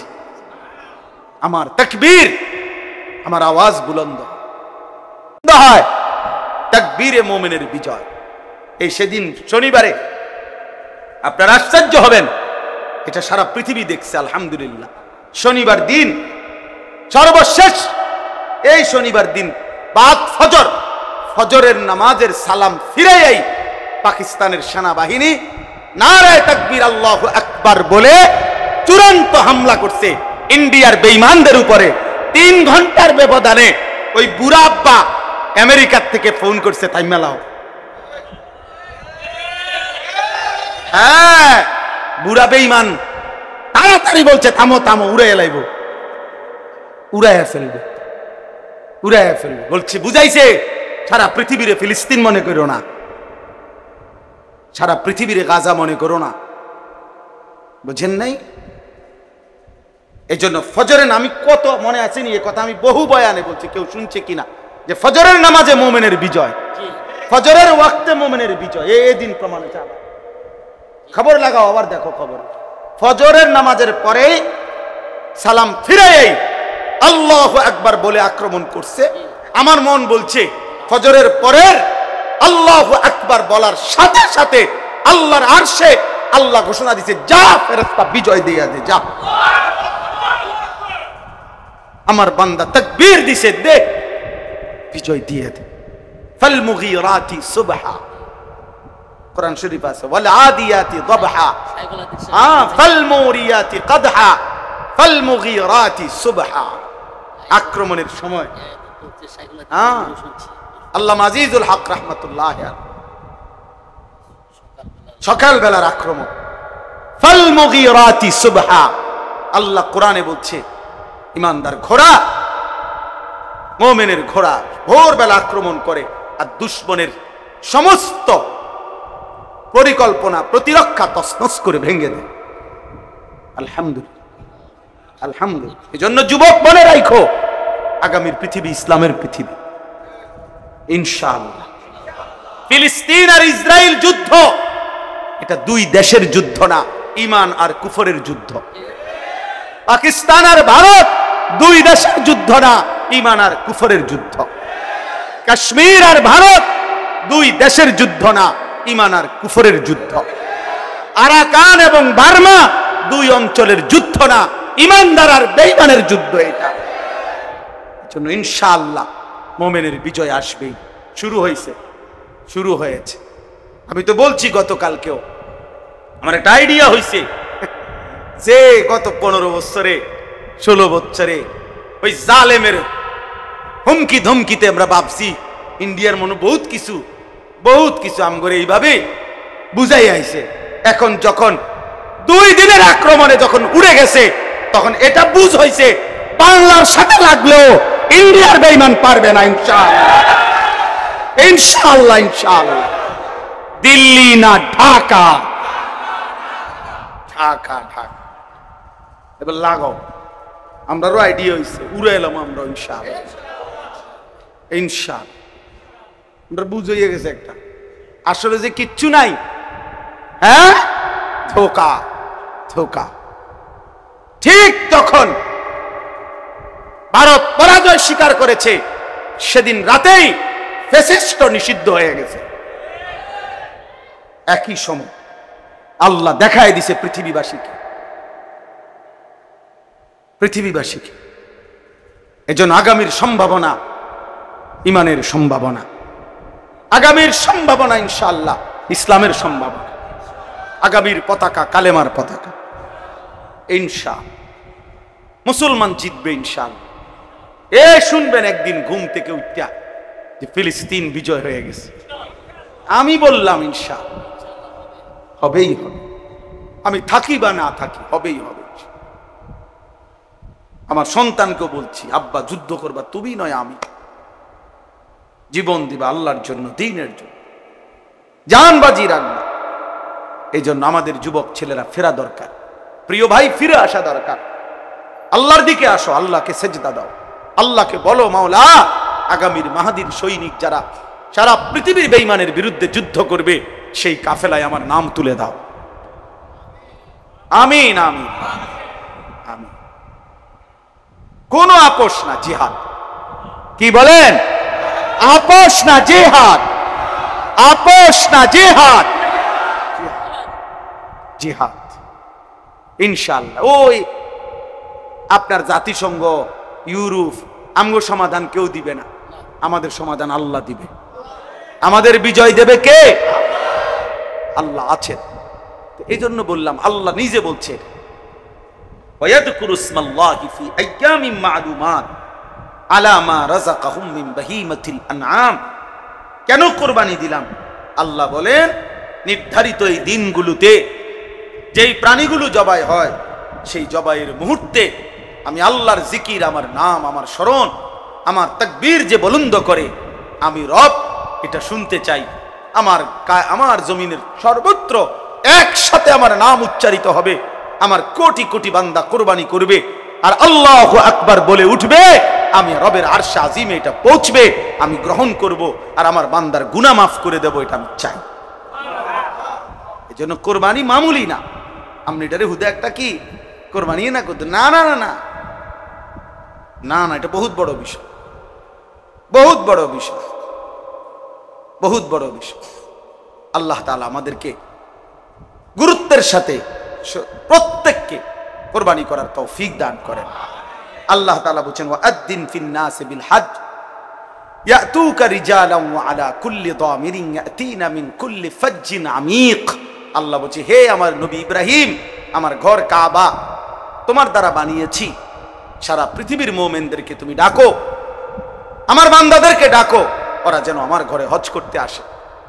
আল্লাহর নবী ইব্রাহিম বলছে, মাওলা সারা পৃথিবীর মানুষকে আমি একসাথে কিভাবে ডাকবো? তাফসীরের মধ্যে আছে, আল্লাহ বলছে, ওয়া নাদি ওয়া আলাইয়াল বালাগ, তুমি ডাকো পৌঁছাবো আমি। তুমি ডাক দাও, তোমার আওয়াজ এর দূর হয়েছে এর দূর দাও, বাকিটা আমি সর্বত্র পৌঁছায় দাও। এই জন্য মুয়াজ্জিন খুব দামি। মুয়াজ্জিনের আজান সে তার সাধ্য মতো দেয়, আর সে আজিমের মালিক আল্লাহ, আল্লাহর জমিনের সর্বত্র পৌঁছায় দেয়। ইয়াতুকা রিজালান ওয়া আলা কুল্লি দামিরিন ইয়াতিনা মিন কুল্লি ফাজ্জিন আমিক। আল্লাহ বলেন, আজকে তুমি ডাক দিয়ে রাখো, আগামীর কিয়ামত পর্যন্ত আমি আল্লাহ আমার এই ঘরের উদ্দেশ্যে আমার বান্দাদেরকে আমি টেনে আনবো। যারা কাছের তারা পায়ে হেঁটেই আসবে, আর যারা দূরের তারা যত দূর দূরান্তই হোক, পৃথিবীর শেষ প্রান্তের প্রতিটা গলি থেকে হলেও আমার বান্দারা এত দূর থেকে আসবে যে আসতে আসতে বাহন দুর্বল হয়ে যাবে। মানে মানুষ না, শুধু বাহন। এটা সহজ হিসাব বলে আমি বুঝছি, যেটা এখনকার যুগের হিসাবে এত দূরের থেকেও ফ্লাইট, যে এক বিমানে এক ফুয়েলে এক তেলে একবারে আসতে পারবে না। পৃথিবীর এত দূরের থেকেও হজ্জে আসে, যে কোনোভাবেই এক ফ্লাইটে হয় না। এই জন্য মাঝখানে তেল শেষ হয়ে যায়, মাঝখানে ট্রানজিট দিতে হয়, কোনো দেশে থামতে হয়, নিয়ে আবার তেল নিয়ে তো আবার ফ্লাই করতে হয়। অর্থাৎ আল্লাহ যেন বলছে, এত দূর থেকেও আসবে যে তেল শেষ হয়ে যাবে, বাহন দুর্বল হয়ে যাবে, তো আবার ঠিক করে আবার চাইতে হবে। আসবেই আমার বান্দা। এবার আল্লাহ তাআলা বলেন, এই শেষ কথা হলো, আল্লাহকে যদি জিজ্ঞাসা করেন, মাওলা নামাজ জাকাত রাখা ফরান, জাকাত বাইর থেকে দিলেই হয়, রোজা এলাকার থেকে আদায় করলেই হয়, সব ইবাদত, জিকির বলেন, তেলাওয়াত বলেন, দান বলেন, সাদাকা বলেন। এই ভাই শেষ কথা শুনে মজার কথা, এটা সব ইবাদত তো যার যে জায়গার থেকে করলেই চলে, চলে না? কথা বলেন না? হ্যাঁ, তাইলে যার যার এলাকাতেই তো হচ্ছে নামাজ, রোজা, জাকাত, হ্যাঁ, কুরবানি, দান, সাদাকা, জিকির, তেলাওয়াত। তো আল্লাহকে এবার যদি প্রশ্ন করি, মাওলা শুধু এই একটি ইবাদত হজ, এটার জন্য সারা পৃথিবীর দূর দূরান্ত থেকে আপনার বান্দাদেরকে আপনি কেন ডাইকে আনেন? এক জায়গা আনেন কেন? এখানে আনেন কেন? কাবা ঘরের কাছে। আল্লাহ নিজে বলতেছেন, লিয়াশহাদু মানাফিআ লাহুম। আমি বলবো না, আল্লাহ বলে, বান্দা আমি বলবো না, ও আয়েশা নিজে দেখে যাক। সবকিছু বলে যায় না। কাবা দেখতে কেমন, মালিকের ঘর দেখলে কেমন, আল্লাহর ঘরের চারদিকে ঘুরলে কেমন, সাফা মারোয়া সাই করলে কেমন লাগে, মিনার তাবুতে কেমন লাগে, আরাফাতের খোলা ময়দানে কেমন লাগে, মুজদালিফার খোলা আকাশের নিচে রাত গভীরে কেমন লাগে। রব্বে কারীম বলে, ওরে আসতে বলো, আসলেই আমি উপকারিতা নিজে দেখাবো, আমি দেখাবো, ওরে আসতে বলো। লিয়াশহাদু, সে যেন দেখে যায়, সে যেন উপস্থিত হয়, আয়েশা যেন সরাসরি উপকার দেখে। এই জন্য প্রিয় ভাই, দিল দিয়া মহব্বতের সাথে যে আল্লাহর বান্দা হজে গেছে এবং হজের কাজগুলো আদায় করছে আল্লাহর মহব্বত নিয়া, পৃথিবীতে যুগ যুগ ধরে এটা বাস্তব যে আল্লাহর জন্য যে গেছে, নিশ্চিত আল্লাহর দয়ায় তার জিন্দেগি বদলে যায়। আয়েশা দিনদার হয়ে যায়, হয় না? আয়েশা পরিবর্তন হয়ে যায়। যদি দেখেন কারো পরিবর্তন হয় নাই, তো আপনি খবর নিলে দেখবেন তার হজ মালিকের সন্তুষ্টির জন্য সে করেই নাই, করেই নাই। আমি নিজে দেখছি, আমার সাথে আরো আগে একবার কুরবানির দিন আরে কোরবানির গরু কিনছে এবারে বয়স্ক লোক, একসাথে দুজনে আমরার গরুও কিনছি, হেবড়াও গরু কিনছে, হাসিল করা বেড়ে হাসিল, হাসিল বোঝেন না, ওই বাজারের যে খাজনা দেয়, তো এই হাসিল, এই হাসিলটাও আমাদের দেশে এক ধরনের সম্পূর্ণ অযৌক্তিক নিয়ম আমাদের দেশে বানায় নিছে। অর্থাৎ সারা পৃথিবীতে সমস্ত ক্ষেত্রে প্রতিটা পণ্য বিক্রির সময় বিক্রেতা খাজনা দেয়। ও বাজার নাই, বাজারে খাজনাটা দেয় কে? বিক্রেতা দেয়। কিন্তু এখানে আমি ক্রেতা খাজনা দিবে কেন? বলেন, ইনসাফের কথা বলেন, ক্রেতা দিবে কেন? আসে জায়গাটা আমি তো ব্যবহার করি, তুমি না তোমার গরু আইন এখানে কি করছো, রাখছো, তুমি না ব্যবহার করছো, বিক্রেতা তো তুমি না কি দিবা? আর এটা চাপাই দিছে কার উপরে? আমি গরু, আমাদের উপর। আরো কত ফতুয়া, কত মাসালা। হ্যাঁ, বাজার কমিটিরে আপনাকে কোরবানির শরীফ বানাইয়েন না, তারপর বহুত রং সঙ্গের কথা এগুলো। যাই হোক, তো আমি বললাম যে কথাটা, হাসিল দিতে গেছে এ হেবটাও আমিও, তো কত 200 বা 400 টাকা হাসিল। তো ওই যেই লোক হাসিল নিচ্ছে হে হেবটার চেনে, আগের থেকেই চেনে, তো নাম লিখে দিছে, হ্যাঁ লিখে কাগজ এটা দিছে, টাকা দিতে গেছে। উনি নামের দিকে চাইয়া আবার দিছে হেতে রাতে, হ্যাঁ হেতে রাতে ঠিক না, না ওইতে রাতে দিছে আবার, এটা ঠিক করে লেখ, নাম ঠিক করে লেখ। ওইতে কইতেছে, কয় চাচা আপনার নাম তো এইটাই, আমি তো যেটা লিখছি আমি এটাই তো আপনার নাম, নাম তাহলে কি? হাজি লেখ, হাজি, হাজি, হাজি লেখ। খামখেয়ালি মনে করছো, মানে এতটি কি খামখেয়ালি? 2-3 লাখ টাকা, এতগুলো টাকা যায় কই? হ্যাঁ, হাজি লেখ। আমি মনে মনে কইলাম, চাচা 200 টাকার মাত্র একটা হাসিলের কাগজের মধ্যে 60 লাখ টাকার কোরবানি করে দিলেন, বরবাদ করে দিলেন। আপনি এটা দিয়ে কিরবেন? এটার মধ্যে হাজি লিখলে বাজারের কোনাটা ফারিলে দুইটা হালাই দিবেন। আপনি হাসিলের কাগজ এটা দিয়ে কি তাবিজ বানাইবো বেটা? না এটা বড়ি, তো এটা কি? এইটার মধ্যে হাজি লিখতে হইব? এটা যেন না হয়, আল্লাহর জন্য। কার জন্য? আল্লাহর জন্য। তাহলে ইনশাআল্লাহ কথা শেষ। যাকাত, কোরবানি, হজ আমরা মাসআলা জানার, নিজ নিজ এলাকার আলেমদের থেকে বুঝার চেষ্টা করব, বলেন ইনশাআল্লাহ। আর যুবক ভাই, ইসলামের জন্য ভাববো আমরা ইনশাআল্লাহ। নামাজ পড়ো, নামাজ, আল্লাহকে ডাক। এই সিটারি বাটফারি করলে নারী, ছবি, হ্যাঁ, মদ, জুয়া, অশ্লীল দৃশ্য, চুলের পেখম, বেনামাজি জিন্দিগি, নামাজ পড়লা না, মনে করো ইমানের জন্য, ইসলামের জন্য, আল্লাহর দিন বিজয়ের জন্য মালিক তোমারই নিবে না। আমনে আকামলা তখন পইরাই থাকবেন, আর ঠিকই ইমানদার মুজাহিদ আল্লাহর দিন বিজয়ী করে ফেলবে ইনশাআল্লাহ। আল্লাহ আমাদের প্রত্যেককে কবুল করেন, আগামীর বাংলাদেশকে দ্বীনের জন্য, কোরআনের জন্য কবুল করে নেন, আমিন আমিন। আল্লাহ তাআলা আজকের এই মাদ্রাসা, আমার প্রিয় ভাই, মাশাআল্লাহ, হ্যাঁ হ্যাঁ, আমাদের হাফেজ মকবুল ভাই, মাওলানা মকবুল ভাই আমারে সেই রোজার ঈদের পরে আমারে বলছে বাস্তবেই যে শুধু একটু দোয়া করে যাওয়ার জন্য, যে কোনো এক বেলা। তো একবার কি সময় যেন দিছিলাম ডেট, আবার এটা আরেকখানে দিয়া দিছে কেমনি পরামর্শক হয়ে, তা আজকে আবার আলহামদুলিল্লাহ এটা মাহফিলে হয়ে গেছে। আল্লাহ তাআলা উত্তম ভাবে কবুল করে নেন, আল্লাহ তাআলা এই মাদ্রাসা বরকত দান করেন। প্রিয় ভাই, আমার সহজ কথা হলো, ইখলাস থাকবে, তাকওয়া থাকবে, অর্থাৎ আল্লাহর জন্য হবে, গুনাহ থেকে বেঁচে থাকার চেষ্টা হবে, নিশ্চিত কারো বিরোধিতায় মাদ্রাসা আটকাবে না, আল্লাহ উঠায় দিবে মাদ্রাসা। শর্ত কি? ইখলাস ও তাকওয়া। আমার শায়েখ এটা বলছে, আল্লামা মুফতি মুশতাকুর নবী সাহেব হুজুর সবসময় বলে, ইখলাস ও তাকওয়ার পুঁজি লাগাও, অর্থাৎ আল্লাহর জন্য হবে, গুনাহমুক্ত হবে। ইন্নামা ইয়াতাকাব্বালুল্লাহু মিনাল মুত্তাকিন। আল্লাহ হাবিল কাবিলের কোরবানির দিনে বলে গেছে যে নিশ্চয়ই আল্লাহ মুত্তাকির ইবাদত কবুল করে। গুনাহমুক্ত, গুনাহমুক্ত।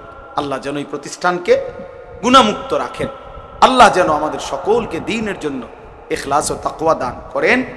যেই মা বোনরা এসেছেন, আল্লাহ তাআলা আপনাদেরকেও আবেদা সালেহা হিসাবে কবুল করেন। মা বোনদের কাছে অনুরোধ, যাকাতের মাসআলা বুঝা দরকার। কুরবানির ক্ষেত্রে আপনারা কুরবানি আদায় করার চেষ্টা করবেন। আল্লাহ তাআলা আপনাদেরকেও কুরবানি আদায় করার, আল্লাহর ঘর দেখবার তৌফিক দান করেন। সর্বশেষ কথা মনে রাখেন, যুবক ভাই তোমরাও মনে রাখো, আমার একটা শেষ কথা আছে। কথাটা হলো, আমি সব সময় বলি, যেই চোখ আল্লাহর ঘরের কালো গিলাফ দেখে নাই, যেই চোখ মদিনার সবুজ গম্বুজ দেখে নাই, আমার দৃষ্টিতে তুমি কিছুই দেখো না। ওই চোখ যেন কিছুই দেখে, সে দেখলোই কি আর, যে মালিকের ঘর দেখলো না। রাসূলুল্লাহ সাল্লাল্লাহু আলাইহি সাল্লামের রওজায়ে আতহার দেখলো, সবুজ গম্বুজের সৌন্দর্য, কালো গিলাফের সৌন্দর্য, এটা কোনো শব্দ দিয়ে বোঝানো যায় না। এ কারণে আল্লাহ বলছে লিয়া সাধু, সে যেন আয়েশা দেখে, আয়েশা সে যেন এসে দেখে যায়।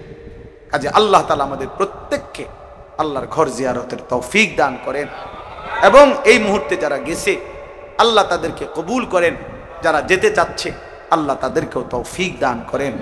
সুবহানাল্লাহি ওয়া বিহামদিহি, সুবহানাকাল্লাহুম্মা বিহামদিকা, আশহাদু আল্লা ইলাহা ইল্লা আনতা আস্তাগফিরুকা ওয়া আতুবু ইলাইক। আলহামদুলিল্লাহি রাব্বিল আলামিন। আল্লাহুম্মা আনতাস সালাম ওয়া মিনকাস সালাম, তাবারাকতা ইয়া যাল জালালি ওয়াল ইকরাম, ইয়া আরহামার রাহিমিন, ইয়া আরহামার রাহিমিন, ইয়া আরহামার রাহিমিন। রব্বানা যালামনা আনফুসানা ওয়া ইল্লাম তাগফির লানা ওয়া তারহামনা লানাকুনান্না মিনাল খাসিরিন। রব্বানা আতিনা ফিদ দুনিয়া হাসানা ওয়া ফিল আখিরাতি হাসানা ওয়া কিনা আযাবান নার। রব্বিরহামহুমা কামা রব্বায়ানি সগীরা। রব্বানা হাব লানা মিন আজওয়াজিনা ওয়া যুররিয়াতিনা কুররাতা আ'য়ুন ওয়াজআলনা লিল মুত্তাকিনা ইমামা। রব্বিরহামহুমা কামা রব্বায়ানি সগীরা। আয় আল্লাহ, আপনি আমাদেরকে মাফ করে দেন। রব্বে করিম, আপনি মাফ করে দেন। মেহেরবান মৌলা, আপনি মাফ করে দেন। রাত গভীরে অল্প কয়েকজন বান্দা আমরা আপনার, আল্লাহ আপনি আমাদেরকে মাফ করে দেন। পেছনের জীবনের সব গুনাহ মাফ করে দেন। আগামী জীবন আপনি সুন্দর করে দেন। ঈমান আমল দান করেন, ইজ্জত আফিয়ত দান করেন, তাকওয়া তহারত দান করেন, গুনাহ থেকে বাঁচবার তৌফিক দান করেন। আপনার ইবাদত আল্লাহ সহি শুদ্ধভাবে আদায় করার তৌফিক দান করেন। শরীয়তের মাসআলা জেনে জেনে দিন মানার তৌফিক দান করেন। সেজদাওয়ালা কপাল বানিয়ে দেন, কাঁদনেওয়ালা চোখ বানিয়ে দেন, জিকিরওয়ালা জবান বানিয়ে দেন, মহব্বতওয়ালা দিল বানিয়ে দেন, সুন্নতওয়ালা জীবন বানিয়ে দেন। আল্লাহ সমস্ত কবরবাসীদেরকে মাফ করে দেন। কিয়ামত পর্যন্ত কবরের আযাব মাফ করে দেন। অসুস্থ বিমারি যারা শিফা করে দেন। কামাই রুজিতে হালাল বরকত দান করেন। শহরে বন্দরে, গ্রামে গঞ্জে, প্রবাসে বিদেশের জমিনে যারা আল্লাহ নিরাপদে রাখেন, মাওলা ঈমান আমলের সাথে রাখেন, হালাল রোজগার করার তৌফিক দান করেন। আয় আল্লাহ, আপনি সকলকে কবুল আর মনসুর করেন। আমার কিশোর যুবক ছেলেগুলোকে নামাজি বানিয়ে দেন, চরিত্রবান বানিয়ে দেন, আগামীর মাহাদির সৈনিক হিসাবে কবুল করে নেন। দাজ্জালের বিরুদ্ধে লড়বার মতো জিহাদের জজবা হিম্মত আপনি দান করেন। আয় আল্লাহ, আমার দেশের নওজওয়ানদেরকে আপনি কবুল করে নেন। আমার দেশের নওজওয়ানদেরকে আপনি কবুল করে নেন। জালেমের মোকাবেলায় বুক টান করে দাঁড়াবার তৌফিক দান করেন, হিম্মত দান করেন। আল্লাহ প্রতিবেশীর আল্লাহ আক্রমণ থেকে আমাদেরকে হেফাজত করেন, আমাদেরকে হেফাজত করেন, আমাদেরকে হেফাজত করেন। আল্লাহ আমার দেশের প্রতি ইঞ্চি জমিন আপনি নিরাপদ করে দেন, নিরাপদ করে দেন। জান মাল ইজ্জত আবরুর হেফাজত করেন। আল্লাহ গোটা দেশের মধ্যে খায়র ও বরকত নাজিল করেন। আল্লাহ আপনি কবুল করেন, মঞ্জুর করেন। আয় আল্লাহ, গাজা ফিলিস্তিনের মজলুম মুসলমানকে বিজয় দান করেন। আল্লাহ পাকিস্তানের মতো একটা বিজয় ওদেরকেও দেন মাওলা। গাজাবাসীকেও একটা বিজয় দেন মাওলা। ফিলিস্তিনকে বিজয় দেন মাওলা। মায়ের চোখ মুছে দেন মাওলা। বাচ্চার চোখের পানি মুছে দেন মাওলা। আয় করিম, আয় করিম, আয় রহিম, আয় রহমান, আয় মাওলা আপনি বিজয় দান করেন। আপনি বিজয় দান করেন, মজলুমের বিজয় দান করেন, জালেমকে ধ্বংস করে দেন, জালেমকে ধ্বংস করে দেন। আল্লাহ নেতানিয়াহুকে ধ্বংস করে দেন, নেতানিয়াহুকে ধ্বংস করে দেন, ইসরায়েলের বেঈমানদেরকে ধ্বংস করে দেন। আল্লাহ মুমিনের বিজয় দান করেন। আয় আল্লাহ এই মাদ্রাসাখানা কবুল করে নেন, মাদ্রাসায় ইখলাস দান করেন, তাকওয়া দান করেন, আলো উস্তাদ মিলায় দেন, আলো ছাত্র মিলায় দেন, এলাকাবাসীকে মাদ্রাসার প্রতি আন্তরিক বানিয়ে দেন। আল্লাহ মাদ্রাসার জরুরত আপনি পূরণ করে দেন, আপনি পূরণ করে দেন। আয় আল্লাহ এক আর নেক মোহাব্বতের সাথে মাদ্রাসা গড়বার তৌফিক দান করেন। আল্লাহ অনেক উলামায়ে কেরাম, আমার প্রিয়রা, আল্লাহ আমার মোহাব্বতের উলামারা, আল্লাহ আল্লাহ আপনি সবাইকে কবুল আর মনসুর করেন। আয় আল্লাহ মকবুল ভাইয়ের ভাগ্নি, আল্লাহ নাতনি, আল্লাহ আফিয়ত দান করেন, অসুস্থ শিফা করে দেন। আল্লাহ আমাদেরও অনেকে অসুস্থ, মাওলা প্রত্যেককে সুস্থতার নিয়ামত দান করেন। আয় আল্লাহ প্রত্যেককে আল্লাহ আপনি কবুল করে নেন। রব্বির হামহুমা কামা রব্বায়ানি সগীরা, রব্বির হামহুমা কামা রব্বায়ানি সগীরা। আয় আল্লাহ পাশের ভাই তো দোয়া চেয়েছেন, আল্লাহ যার দ্বারা দেশ জাতি এলাকা মহল্লার কল্যাণ হবে, খায়ের হবে, তাকেই মানুষের নেতৃত্বে আল্লাহ আপনি দান করেন। আয় আল্লাহ আপনি সবাইকে কবুল আর মনসুর করে নেন। সুবহানা রাব্বিকা রব্বিল ইজ্জাতি আম্মা ইয়াসিফুন ওয়া সালামুন আলাল মুরসালিন ওয়ালহামদুলিল্লাহি রাব্বিল আলামিন। হাকিম আলহামদুলিল্লাহ। আল্লাহ পাক রব্বুল ইজ্জত জুল জালাল ওয়াল ইকরামের ফজল কারাম, রব্বুল আলামিনের ইহসান মেহেরবানি দয়া, আল্লাহ তাআলা আমাদেরকে আজ 13 মে 2025 রোজ মঙ্গলবার বিবারিয়া জেলা নবীনগর উপজেলাধীন ভোলাচং নতুন বাজার সংলগ্ন ভোলাচং নূরে মদিনা তাহফিজুল কোরআন মডেল মাদ্রাসার শুভ উদ্বোধন উপলক্ষে ওয়াজ ও দোয়ার মাহফিলে আল্লাহ তাআলাই আমাদেরকে আসবার বসবার আল্লাহর জন্যই জমা হওয়ার তৌফিক দান করেছেন। এই জন্য সকলেই বলি আলহামদুলিল্লাহ। প্রিয় ভাই হযরত মাওলানা রায়হান উদ্দিন আনসারী দামাত বারাকাতুহুমুল আলিয়া আপনাদের মাঝে লম্বা সময় বয়ান করেছেন। আমি সবার কাছে অনুরোধ করছি, বিশেষ করে ছোট বড় এই যে ছোট বাচ্চা যেগুলো, এগুলার থামান আপনারা, যার যার পাশে ছোট বাচ্চা আছে মেহেরবানি করে ওদেরকে, মাদ্রাসার কোনো উস্তাদও যদি থাকেন জিম্মাদারির সাথে বাচ্চাদেরকে বসান। বাচ্চারা যদি নিচে অন্ধকার, মা বোন কিছু মহিলা খুব সম্ভব বসছে, আমি উঠতে দেখছি, ওই জায়গাটা অন্ধকার। এখন এই ছোট বাচ্চা যদি নিজে নিজে উঠানামা করে তো যে কোনো সময় পেরেশানি হয়ে যাবে। এজন্য মাদ্রাসার কোনো উস্তাদকে বলতেছি, মেহেরবানি করে আপনি দয়া করে আপনাদের এই ছোট বাচ্চাদের দিকে শুধু আলাদা নজর করেন। যে কয়েকজন যুবক ভাই ছেলেরা সবাই বসছেন, বাবারা বসছেন, আমরা সবাই মিলে অল্প একটু সময়, রাত অনেক হয়েছে, আমি ব্যক্তিগতভাবে আসার পথে আমার গাড়িটা ডিস্টার্ব করছে, গাড়ি হঠাৎ বন্ধ হয়ে গেছে স্টার্ট। এই বেটা যাও বাবা, সরো, যাও। উস্তাদ কোথায়? বললাম না, মাদ্রাসার শিক্ষক কোথায় ভাই? মাদ্রাসার উস্তাদকে বলেন, আপনি জিম্মাদারি আদায় করেন, আপনি এখানে কাছে থাকেন। জি, তো এই কারণে আমার আসতে দেরি হয়েছে, সিএনজিতে আসছি। আলহামদুলিল্লাহ আপনারা আল্লাহর কথা শুনছেন। কোরআনুল কারীমের 17 নম্বর পারা 22 নম্বর সূরা, সূরায়ে হজ সূরাটার নাম। এই সূরার 2টা আয়াত 27, 28, এই 2টি আয়াত আমি আপনাদের সামনে তেলাওয়াত করেছি অল্প একটু সময়ের মধ্যে ইনশাআল্লাহ। এই 2টা আয়াতের উপরে সামান্য কিছু কথা আমরা আরজ করতে চাই। আল্লাহ তাআলা আমাদেরকে তৌফিক দান করেন। সবাই মনোযোগ দিলে সবার ভালো হবে।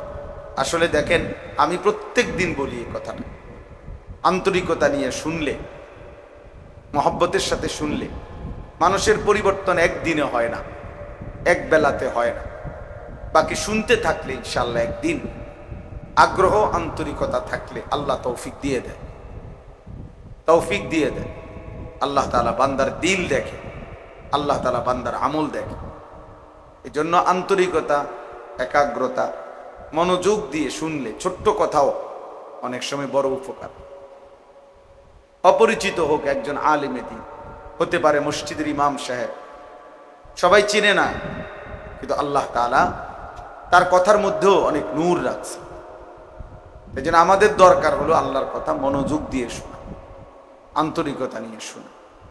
এই জন্য আমরা সবাই যে কয়েকজন আল্লাহর বান্দা বসছেন, এই হাতে যদি মোবাইল ধরে রেকর্ড করেন অথবা এটা নিয়ে হাতে ধরে রাখেন, জীবনেও মনোযোগ আসবেন, ফায়দা হবেন।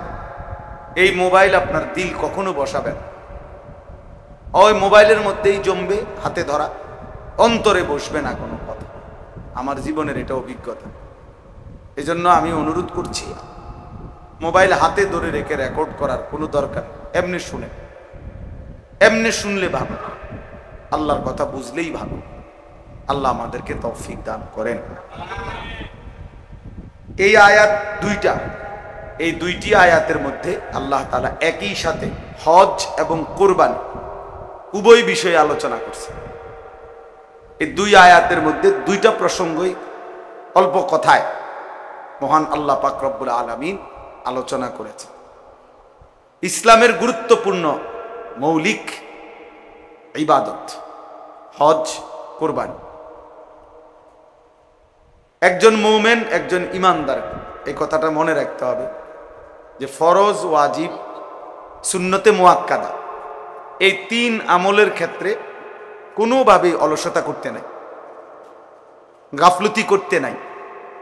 এটা বাধ্যতামূলক। মুমিন মানে এই তিন আমল, যা কিছু আমার উপরে ফরজ, ওয়াজিব এবং সুন্নাতে মুআক্কাদা, এগুলো কোনোভাবেই একজন মুমিন ছাড়তে পারে না। যেটা হারাম এবং যেটা মাকরুহে তাহরিমি, সেটাও কোনো মুমিন কোনো অবস্থাতেই করতে পারে না। তাহলে মুমিন মানেই তার দ্বারা ফরজ, ওয়াজিব, সুন্নতে মুআক্কাদা ছুটবে না। মুমিন মানেই তার দ্বারা হারাম এবং মাকরুহে তাহরিমি বর্জন হবে, করবে না। এরই বলে মুমিন, এরই বলে মুত্তাকি, একেই বলে জান্নাতি। অতিরিক্ত নফল, মুস্তাহাব, মাসনুন, এগুলো দারাজাত, মর্যাদা আরো বুলন্দ করে। মৌলিক এতটুকুতে কোনো ছাড় নাই। ইসলামের গুরুত্বপূর্ণ এই তিনটা ইবাদত, একটা হলো যাকাত, একটা হলো হজ, একটা হলো কুরবানি। যাকাত এবং হজ ফরজ ইবাদত, হজ এবং যাকাত, আর কুরবানি ওয়াজিব ইবাদত। তাহলে বোঝা গেল কি? বোঝা গেল হজ, যাকাত, কুরবানি, এই তিন ইবাদতের ক্ষেত্রে একজন মুমিনের কোনোভাবেই গাফলতি করা, খামখেয়ালি করা উচিত না। একটা জিনিস বোঝা দরকার, ইসলামী শরীয়তের মধ্যে যেই আমলের যেই হুকুম, ওই আমলের মাসআলা জানারও সেই হুকুম। অর্থাৎ নামাজ যেমন ফরজ ইবাদত, তো নামাজের পূর্ণ মাসআলা বুঝে নেওয়া, জেনে নেওয়া, এটাও ফরজ। যাকাত যেমন ফরজ, তো এটার মাসআলা বুঝা, এটাও ফরজ। হজ যেমন ফরজ, এটার মাসআলা বুঝা, এটাও ফরজ। কুরবানি যেমন ওয়াজিব, তো এটার মাসআলা বুঝা, এটা ওয়াজিব। মানে কোন অবস্থায় হলে, কি কারণে কারো উপরে হজ ফরজ হয়, কুরবানি ওয়াজিব হয়, যাকাত ফরজ হয়, এটা আমাদের জন্য প্রত্যেকের আলাদা আলাদাভাবে জানা ফরজে আইন, ফরজে আইন। অনেক সময় আমরা খামখেয়ালি করি। আমি স্কুলে পড়ছি, কলেজে পড়ছি, আমি সাধারণ মানুষ, আমি গ্রামের মানুষ, আমরা ছোটবেলায় পড়ালেখা করছি না, আমরা মূর্খ সুরূক্ষ মানুষ, গ্রামের মানুষ, হুজুর কোন রকম আমরা পেটে ভাতে চলি। এই সমস্ত ৯-৬ কথা, বাটফারি কথা, এগুলো বলে আপনি শরীয়ত বুঝলেন না, আল্লাহর বিধান শিখলেন না, বুঝলেন না। এই সমস্ত অজুহাত খোদার কসম আখিরাতে হাসরের ময়দানে আল্লাহ পাকের সামনে দাঁড় করানো যাবে না, দাঁড় করানো যাবে না। এসব ফাইজলামি কথা আখিরাতের ময়দানে চলবে না, চলবে না। সুম্মা লাতুসআলুন্না ইয়াওমাইদিন আনিন নাঈম, আল্লাহ বলেন আমি প্রতিটি নিয়ামত সম্পর্কে অবশ্যই তোমাদেরকে জিজ্ঞেস করব। তো এক এক টাকা, এক এক সম্পদ, এক এক টাকার উপার্জন আল্লাহর নিয়ামত, আপনাকে এর জবাবদিহি করতে হবে। এই পরিমাণ টাকা, এই পরিমাণ সম্পদ থাকার কারণে আপনার উপরে হজ ফরজ হয়েছিল, আপনি কেন করলেন? কোরবানি ওয়াজিব হয়েছিল, কেন আদায় করলেন না? যাকাত ফরজ হয়েছিল, কেন করলেন না? আমি বুঝি নাই, আমি খেয়াল করি নাই, ইত্যাদি বললে বিশ্বাস করেন আখিরাতের শাস্তি থেকে মুক্তি মিলবে না।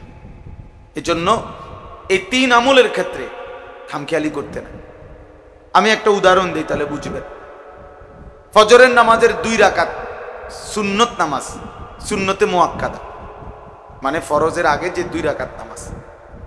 তা আমাদের নবী সাল্লাল্লাহু আলাইহি ওয়াসাল্লাম বলেন যে হে আমার উম্মত, যদি তোমাদের কাউকে ঘোড়ায় পিষা ফেলে, অর্থাৎ তুমি যদি ঘোড়ার পায়ের নিচে পড়ে আহত হও, আঘাতপ্রাপ্ত হও, ঘোড়ায় তোমারে পায়ে পাড়াইছে, এত ব্যথা, এত বড় আহত হলেও যদি হও, নবীজি বলে তবুও তুমি ফজরের 2 রাকাত সুন্নত ছেড়ো না। তাইলে ফজরের 2 রাকাত সুন্নত, সুন্নতে মুআক্কাদা হওয়ার কারণে নবীজি সাল্লাল্লাহু আলাইহি ওয়াসাল্লাম কি পরিমাণ গুরুত্ব দিয়েছেন। আচ্ছা, কোরবানি একটা ওয়াজিব ইবাদত। তো নবীজি বলছেন মান ওয়াজাদা সাআতান লিআন ইউদাহিয়া, যার কোরবানি করার সামর্থ্য ছিল, কোরবানি ওয়াজিব হয়েছিল, ওয়ালাম ইউদাহি, অথচ সে কোরবানি করল না, ফালা ইয়াকরাবান্না মুসাল্লানা। দেখেন কথাটা বোঝা দরকার। আল্লাহর নবী সাল্লাল্লাহু আলাইহি সাল্লাম বলেন ওই নাফরমান যেন আমাদের সাথে নামাজে না আসে, ও যেন আমাদের মসজিদে না আসে, ও যেন আমাদের ঈদগাহে না আসে। তাহলে কত বড় ধমক দিছে যে বেটা নাফরমান, সামর্থ্য থাকা সত্ত্বেও তুমি কোরবানির ওয়াজিব আদায় করলে না কেন? এখন আপনি যদি বলেন যে আমি বিষয়টা জানি না, আমি মাসালাই বুঝি নাই, তো এইবার তো পিঠা ছেড়ে দিব, ঠিক না? যেহেতু উনি জানে না, অতএব ফেরেশতা বলবে না ওনারা ছেড়ে দাও, নাকি? তাইলে তাইলে বলে আচ্ছা, এবার আপনি দেখেন হজ। রাসূলুল্লাহ সাল্লাল্লাহু আলাইহি ওয়াসাল্লাম